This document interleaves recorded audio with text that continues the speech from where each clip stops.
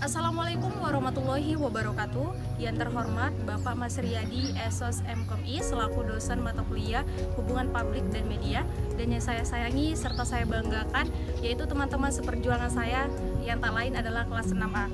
Kami dari kelompok 1 akan mempresentasikan hasil diskusi kami mengenai media relation yang terdiri dari saya, Maya Sari sebagai moderator dari kelompok 1, dan di sini saya tidak sendiri melainkan bersama rekan-rekan saya juga.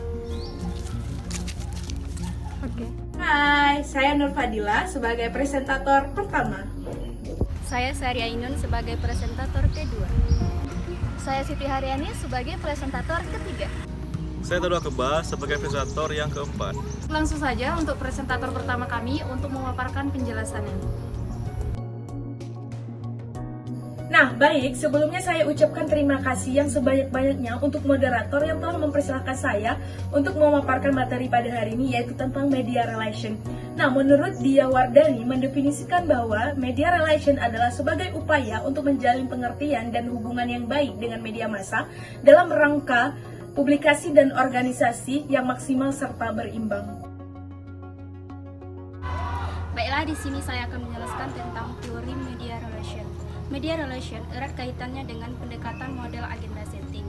Dalam hal ini, sejumlah isu atau topik yang mendapat perhatian dari media, maka hal ini akan dianggap penting pada suatu periode tertentu.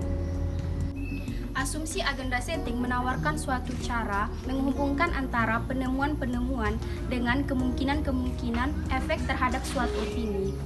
Karena pada dasarnya yang ditawarkan adalah bagaimana fungsi dari mempelajari media massa. Menurut MC Kuehl dalam buku Mass Communication Theory, agenda setting menyimpan 3 jenis agenda. Yang pertama, agenda media yang menjadi prioritas media. Yang kedua, agenda publik, isu-isu menonjol yang menjadi opini publik. Yang ketiga, agenda kebijakan, isu atau usulan dari para pejabat atau politisi. Paparan mengenai teori agenda setting termasuk di dalamnya agenda media, agenda publik, dan agenda kebijakan, serta konsep framing merupakan suatu wacana yang menarik dibahas dalam komunikasi massa. Baiklah, di sini saya akan melanjutkan penjelasan dari rekan saya tadi, yaitu tentang praktik media relation. Praktik media relation itu berawal dari pemetaan stakeholder kehumasan. Pemetaan ini itu penting dalam memastikan pendekatan atau resolution yang digunakan dalam manajemen strategis kehumasan. Berbeda lembaga, berbeda pula kewenangan dari pihak kepala humasnya. Ada kepala humas yang menjalankan fungsi dari kehumasannya saja, tetapi dia tidak menjalankan fungsi dari keprotokolan lembaga. Tetapi tidak dipungkiri juga ada lembaga yang menjalankan kedua dari fungsi tersebut, yaitu fungsi dari kehumasan dan fungsi keprotokolan lembaga. Nah, ada beberapa hal yang harus kita pahami dalam media relation. Yang pertama itu ada kompleksitas pemahaman media massa. Setiap public relation, staf maupun kepala divisinya itu harus memahami seluk-beluk dari media massa.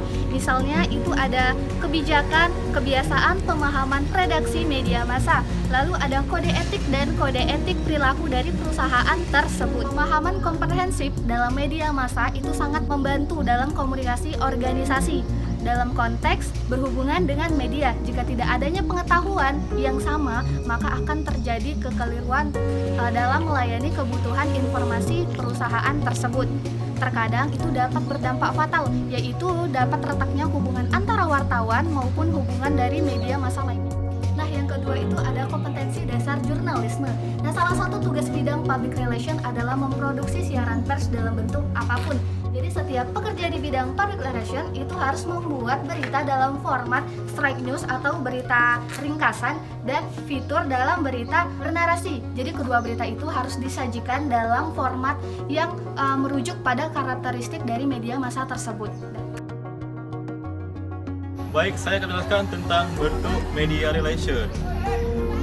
Media relation ini merupakan bentuk opsional dari seorang PR dalam mereka memahami tentang kinerja daripada media PR, berupa konferensi pers, kunjungan press upgrade, dan juga press grading. Baik, yang pertama itu adalah konferensi pers, merupakan acara yang digelar oleh public relation sebagai ketuanya, di mana mereka ini yang menggelar format acara, format tempat, dan juga format jadwal, serta format pertanyaan yang akan ditanyakan oleh narasumber kepada si penanya. Dan yang terakhir adalah format ruangan yang akan dipakai sebagai acara untuk konferensi pers ini. Semua format ini dikaji dampak positif dan negatif untuk melihat kemajuan daripada acara konferensi pers yang telah diketuai oleh pihak PR tadi.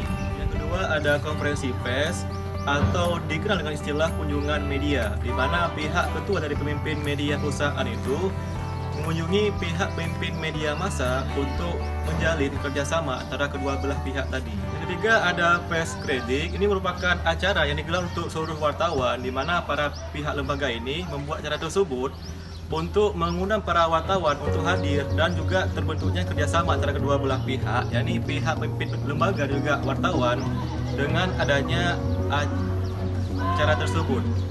Nah, acara ini sepenuhnya dibiayai oleh pihak lembaga sebuah instansi. Yang keempat ada press upgrade. Ini merupakan seminar untuk wartawan di mana mereka dilatih juga diasah skill wartawannya. Acara ini digelar oleh pihak perusahaan lembaga seperti Bank Indonesia dan juga pihak Pertamina.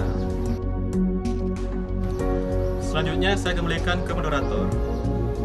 Jadi dapat disimpulkan teman-teman dari materi yang kami sampaikan tadi mengenai media relation, seperti yang dikatakan oleh Dia Wardani bahwasannya media relation itu adalah segala upaya untuk menjalin pengertian dan hubungan baik dengan media massa dalam rangka pencapaian publikasi organisasi yang maksimal serta berimbang.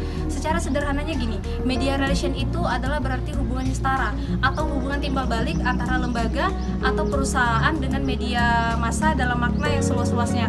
Hubungan di sini ini mencakup hubungan antara tim PR perusahaan dengan jajaran redaksional media massa, mulai dari wartawan, redaktur hingga sampai dengan pimpinan redaksi. Jadi disinilah diperlukannya namanya kesamaan persepsi antar pimpinan lembaga, tim public relation dan seluruh pimpinan di unit kerja pada lembaga tersebut, sehingga tim public relation ini dapat bekerja secara maksimal dan dapat menjalankan program yang mereka terapkan dalam kurun waktu tertentu.